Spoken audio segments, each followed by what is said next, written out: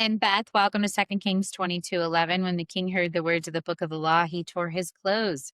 Reading the Bible to you in a year. Today we are in Proverbs chapter 19. Better the poor walking in integrity than one perverse of speech who is a fool. Desire without knowledge is not good, and one who moves too hurriedly misses the way.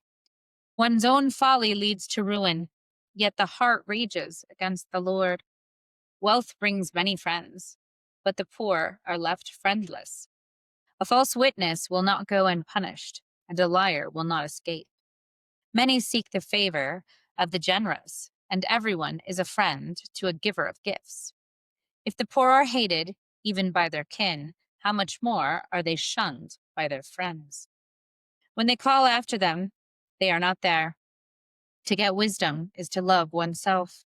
To keep understanding is to prosper. A false witness will not go unpunished, and the liar will perish.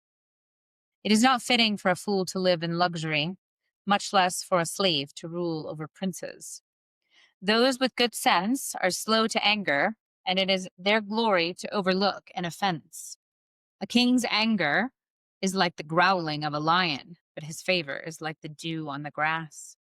A stupid child is ruin to a father, and a wife's quarreling is a continual dripping of rain. House and wealth are inherited from parents, but a prudent wife is from the Lord. Laziness brings on deep sleep. An idle person will suffer hunger. Those who keep the commandment will live. Those who are heedless of their ways will die. Whoever is kind to the poor lends to the Lord and will be repaid in full. Discipline your children while there is hope. Do not set your heart on their destruction. A violent-tempered person will pay the penalty.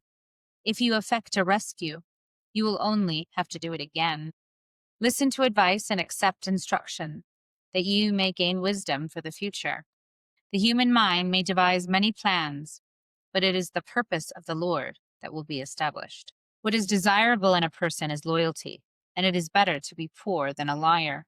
The fear of the Lord is life indeed. Filled with it, one rests secure and suffers no harm. The lazy person buries a hand in the dish and will not even bring it back to the mouth. Strike a scoffer, and the simple will learn prudence. Reprove the intelligent, and they will gain knowledge. Those who do violence to their father and chase away their mother are children who cause shame and bring reproach. Cease straying, my child, from the words of knowledge, in order that you may hear instruction. A worthless witness mocks at justice, and the mouth of the wicked devours iniquity. Condemnation is ready for scoffers, and flogging for the backs of fools. Acts chapter 25. 3 days after Festus had arrived in the province, he went up from Caesarea to Jerusalem, where the chief priests and the leaders of the Jews gave him a report against Paul. They appealed to him and requested, as a favor to them against Paul, to have him transferred to Jerusalem. They were, in fact, planning to ambush to kill him along the way.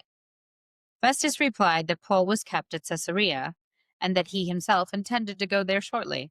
So, he said, let those of you who have the authority come down with me, and if there is anything wrong about the man, let them accuse him. After he had stayed with them not more than 8 or 10 days, he went down to Caesarea. The next day he took his seat on the tribunal and ordered Paul to be brought. When he arrived, the Jews who had gone down from Jerusalem surrounded him, bringing many serious charges against him, which they could not prove. Paul said in his defense, I have no way committed an offense against the laws of the Jews, or against the temple, or against the emperor.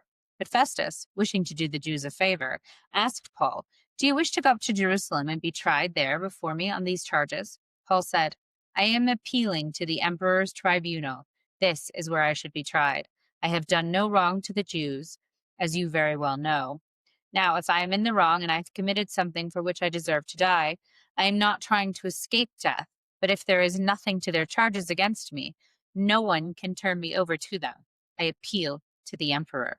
Then Festus, after he had confirmed with his council, replied, you have appealed to the emperor you will go.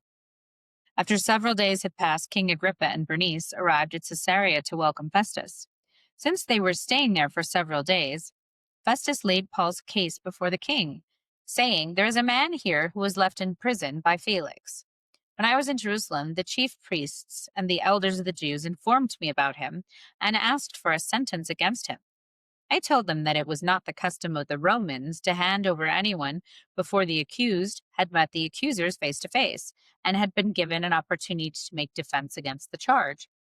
So when they met here, I lost no time, but on the next day took my seat on the tribunal and ordered the man to be brought. When the accusers stood up, they did not charge him with any of the crimes that I was expecting. Instead, they had certain points of disagreement with him about their own religion and about a certain Jesus who had died, but whom Paul asserted to be alive. Since I was at a loss as to how to investigate these questions, I asked whether he wished to go to Jerusalem and be tried there on these charges. But when Paul had appealed to be kept in custody for the decision of his imperial majesty, I ordered for him to be held until I could send him to the emperor. Agrippa said to Festus, "I would like to hear the man myself." "Tomorrow," he said, "you will hear him." So on the next day, Agrippa and Bernice came with great pomp, and they entered the audience hall with the military tribunes and the prominent men of the city. Then Festus gave the order, and Paul was brought in.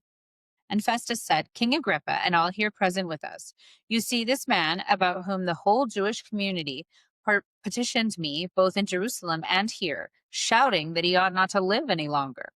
But I found that he had done nothing deserving death. And when he had appealed to his imperial majesty, I decided to send him. But I have nothing definite to write to our sovereign about him. Therefore, I have brought him before all of you, and especially before you, King Agrippa, so that after we have examined him, I might have something to write. For it seems to me unreasonable to send a prisoner without indicating the charges against him." Thus ends the reading for today. Never walk alone.